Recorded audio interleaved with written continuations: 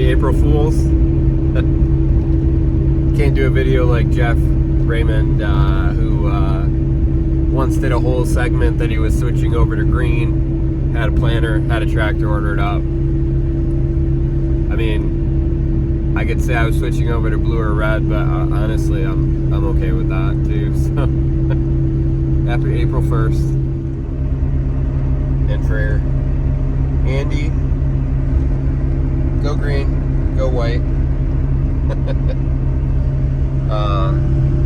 So heading up today, I was hoping my 8245R would be done. It's not. They said they have everything done on it. They just have to do final check over. And while it was tempting to just say, well, I'll come and get it, I'll just wait. But as you can see from the fields, insanely wet right now. I'm pretty sure we picked up about 2 inches of rain last night based on the apps that I have. So, I mean, it's only April 1st. It's not like we'd be doing anything anyways, but it's just, it'll be nice if it starts to dry up a little bit sometime soon. But no, my new to me field cultivator is at the barn today. I may move it in just for right now, but it's obviously, it's been sitting out at the dealership for months. So what's a few weeks or months before actually doing, probably a month before doing something, but have some other kind of documentation of like what parts I need to order for the chisel plow, pretty much that. I do need to plumb up the rear hitch on the field cultivator. It doesn't have the hoses, so just have to do that. But yeah, ultimately should be good. This is my last day, just for right now, driving my dad's truck. I have a 2016 Ford Explorer that had the transmission go out at 97,000 miles, which was nice. And then with it being the 4-cylinder, it's harder to get. There's not as many remans of it.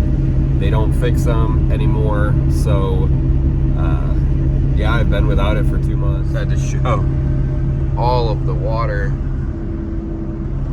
It's crazy. Yeah, so the Explorer is finally fixed, so I'm able to take this back up to my mom's. This has 193,000 miles on it. Still going strong.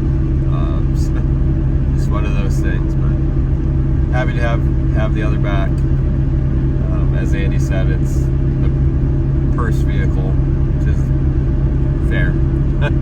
But Alyssa drives the truck, so I drive the Explorer. But yep, get to the equipment barn and get doing some things. I figure I'd quick look at the creek with how much rain. It's actually a little bit lower than I thought. Need to shore that up.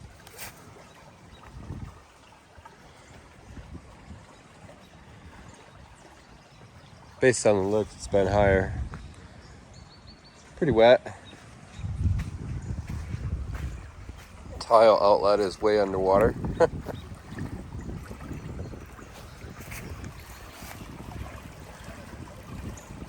Yep. So I had a few different projects going on today. Obviously, I was working on them first before videoing, just to that comes first. So had to need new bearings. Well, I had gotten new bearings last year, but then I never quite finished it. I had done all of the field work in the fall mostly, and then I did use the ripper some in the spring, but I had gotten new spools from Shoop, and of course got all the way through of installing the blades, installing the spools. I knew they didn't look right, but I thought, well, they're supposed to be right, so I installed them anyways. Clearly not right, so yeah, had to come back off all of it. So fun there, but not the funnest of jobs, especially just with one person. Hopefully it can maybe rethink through how to reinstall it, whether it's unhooking this piece and then dropping that bottom one down and hooking that up, getting the gang bolted back on, and then trying to do it, because it's a pain trying to lift it up and line up 3 bolts. But given that didn't do any field work in the fall, I'm not thinking that that I'm gonna be able to use the ripper. May have to stick to the chisel plow, so need to get that going in, but not the most fun of jobs. It's a lot of work for just me. So back in the barn, I do have, so on my planter, there's a hydraulic cylinder for the wing just to keep pressure on it. But I had noticed all of last year, well, actually the first year I had it too, it was leaking. So it would leak out the vent breather right there. So I'm gonna take this to a cylinder repair shop.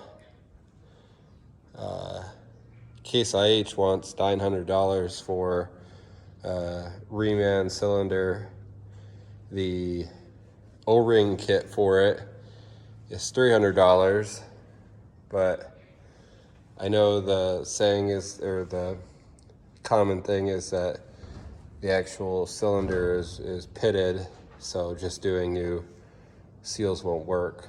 But hoping to take it to All Phase in Hudsonville and get that fixed.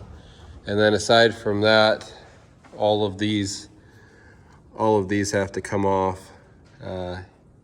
Even if they were adjusted better, just consistently get corn stalks stuck in here, and either always having to stop, or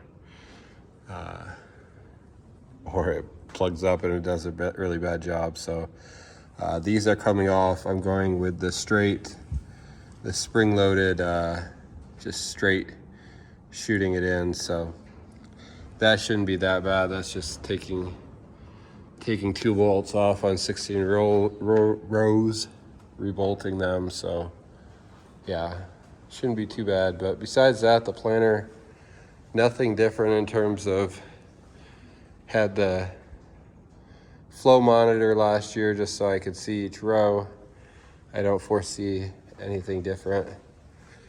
When it comes to the rolling basket, it needs some bearings on some of the baskets. So I do have those. That will be another fun project, because it's not the nicest changing those out. So, and then the only other thing is the sprayer, but I don't foresee any changes to the sprayer this year. Is what it is. So yeah.